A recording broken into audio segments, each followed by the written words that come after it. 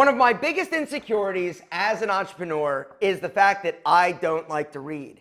And in the world of hustle culture and the world of everybody wants to be an entrepreneur, I would be on some of these podcasts, right? And it always would come to a point where the guest or the host would ask me, what's your favorite business book? And what I used to do was lie about it. I used to be like, oh, I love Start With Why with Simon Sinek because I watched the TED Talk and I'm obsessed with Simon Sinek. And everybody would be like, oh, that's awesome. That's incredible. Do you have another one? I'm like, right? The truth is that I've never read any of these books. I've been given tons of them.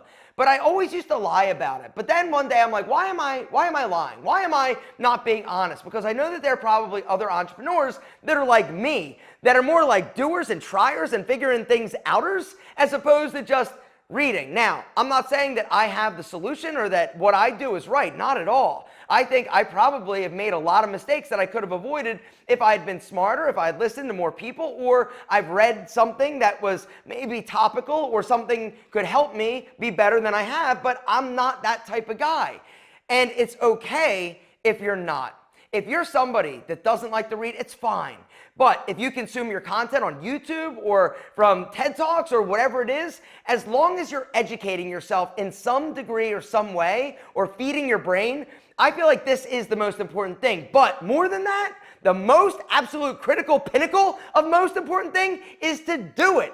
Shut up and jump. Understand that there's no amount of learning, no amount of education, no amount of pro-business books that you can read that's going to prevent you from making mistakes. There comes a point where I feel like there's a lot of people that get too consumed with information and learning and trying to make sure that they never F it up or they don't mess up or they don't make mistakes. And they think that, okay, if I just read one more book, if I just learn one more thing, if I just go to school a little bit longer, then when I try, I'm not going to fail. When the truth is that failure is part of the equation. You got to take it off the table. It is going to happen. And no matter how much you learn, no matter how much you read, no matter how much education you have, there is nothing that beats getting your hands dirty and diving in. When it comes to business and entrepreneurship, speed is a value. It's also something that's incredibly important. But this doesn't mean that you should just run and jump blindly. You've got to do your due diligence. You've got to do your research. You've got to plan the best that you can.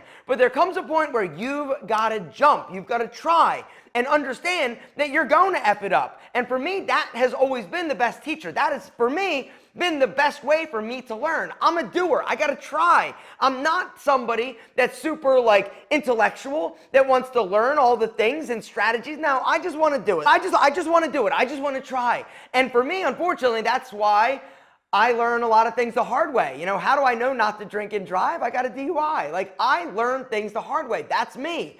Unfortunately, you know, I'm not that smart that I can just hear somebody tell me, oh, do this, don't do this, and you're good, right? I'm like, are you sure that I shouldn't do that? Let me just test it out. I have a degree in business management. You know, I went to West Virginia University. I'm like, I want to own a gym. What should I do? I went to business school, right?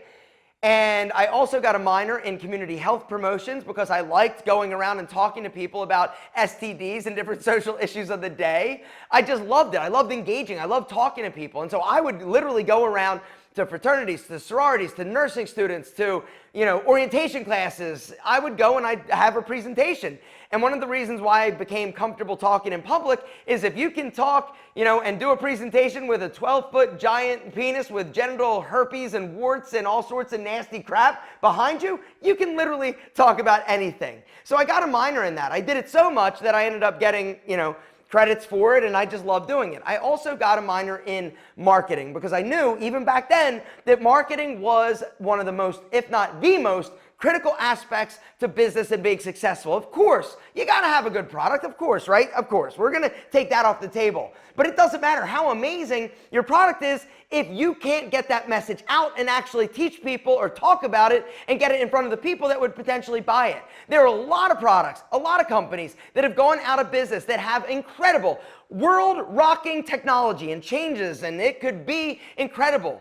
But they didn't have the mechanism in order to get it in front of the people that needed to hear about it in order to sell it.